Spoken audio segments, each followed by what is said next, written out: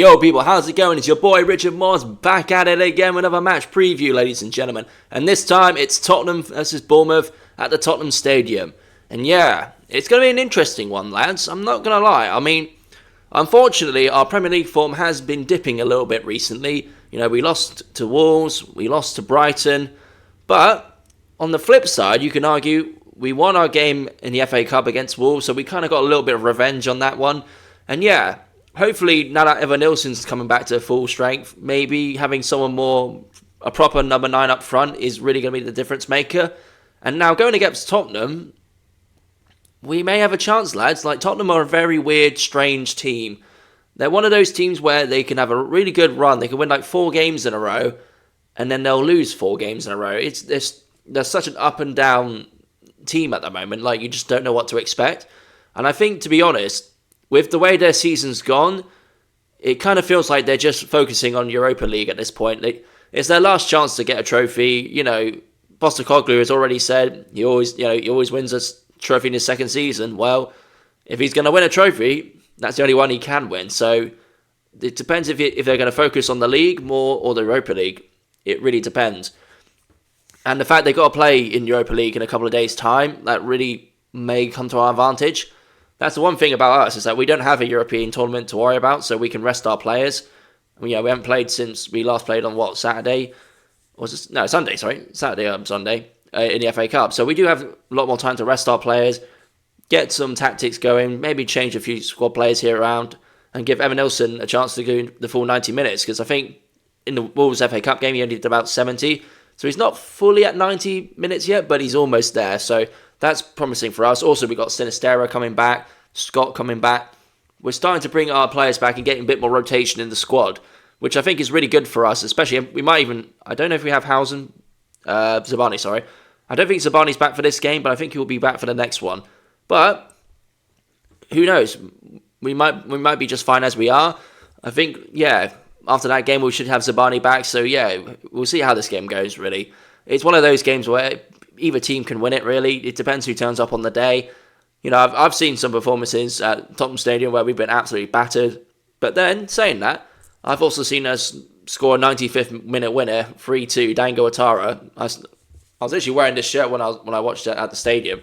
And oh my God, it's probably one of the best away games I've ever had. Like, the reaction was just unbelievable. And bear in mind, that was at the time we were under Gary O'Neill, and we needed basically to win that Tottenham game and the Leicester game to stay up in the league. And the fact that we did it in the 95th minute at Tottenham Stadium, after Dan Judas as I like to call him, scored against us and jumped up celebrating like you just won the World Cup. That was just brilliant. That was just one of my favourites. Yeah, in terms of starting 11, I think it's going to be pretty much as I've got on the side just here. I've got Kepa, Housen, Kyrgyz, Cook. I think maybe you argue Sinistera can go in for Brooks, or maybe Clivert. Then you got Scott, Evanilson up front, obviously, Adams, Tav. Honestly, you could put Tav or Scott in there. It doesn't make a difference. He'll have to play because Zabani's got one more game suspension, and then Semenyo. So yeah, I think that's pretty much going to be our starting 11 for the game. I can't really see much change going there unless we get some sort of injury alert in the next couple of days. I think that'll be pretty much it. In terms of score prediction, I think it will be a draw. I've got a bad feeling, unfortunately, it's going to be a draw. I just can't... Unless we start off really well and Evanilson really kicks off to a good start, I can see it being a draw. I think we'll go up. We'll go in front 1-0. It'll be depending on if we can score a second goal before the second half starts. I think if we go 2-0 up in the first half, I think we'll coast through. If we get to the second half still 1-0 up, I have a bad feeling Tottenham will equalise. But hey, what do I know?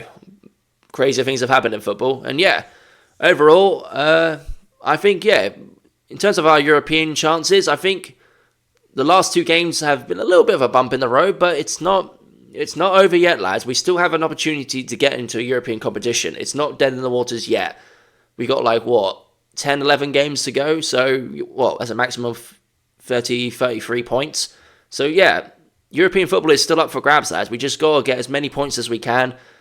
We just can't afford to not get any points. At this point, every point counts. So a loss could kill us, really. Could kill our European chances. And I know a lot of people saying, well, what would you prefer, the FA Cup run or the European run? I mean, considering we just drew out Man City, you've got to say the league now, really, the European chances, because I'm not being funny, lads. I'm not expecting much out of the Man City FA Cup game. I just knew as soon as we picked out Man City in the FA Cup, that was done. We were done. As much as I would love to think we could beat City, and I know we have beaten City, but I don't know. With the new signings they brought in January, they tried to rebuild and strengthen their squad. I don't know.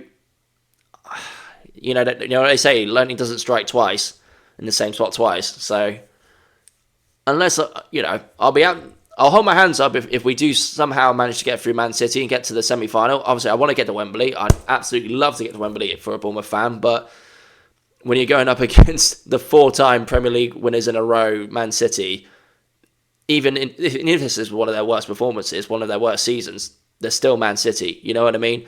So, and it's the history of the Bournemouth. Whenever we get anywhere in a cup competition, we always end up going up against one of the big 6 clubs, and then we end up getting knocked out. It always happens. It just always happens. So yeah, we'll see. Hopefully we can get through. But yeah, I think overall we just got to focus on the league. I think FA Cup, it is what it is. If we go out, we go out. Win or lose, hit the booze, lads. And yeah, just keep focusing on the European tour, because I feel like if this could be our only one chance ever to get a European football. So if that means we have to sacrifice the FA Cup to do it, so be it. We've never won the FA Cup anyway, so do we really care? No.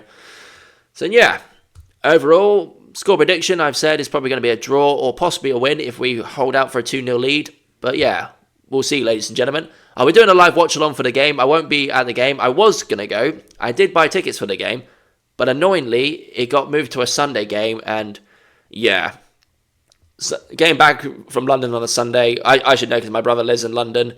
Getting back on London on a Sunday is always a pain, because there's always train cancellations and you got to get a replacement bus. And to be brutally honest, lads, I can't be fucked with that. I just can't be arsed. Plus, I got other stuff going on this weekend, so yeah, I can't really make it anyway. But yeah, I'll be doing a live watch-along for the game. Come and join me on, whether it's on TikTok or YouTube. It'll be good to see you guys and see how the game goes. It should be, I think it's live on Sky Sports or Now TV, whatever hell to use. So yeah, go watch it on there if you want it. Support the boys. And yeah, on that note, ladies and gentlemen, I hope we get the win, and I'll see you guys on the live watch-along. Thank you for watching my match preview. I've been your boy, Richard Morse, up the fucking cherries, and I'll catch you on the watch-along. See you there, boys.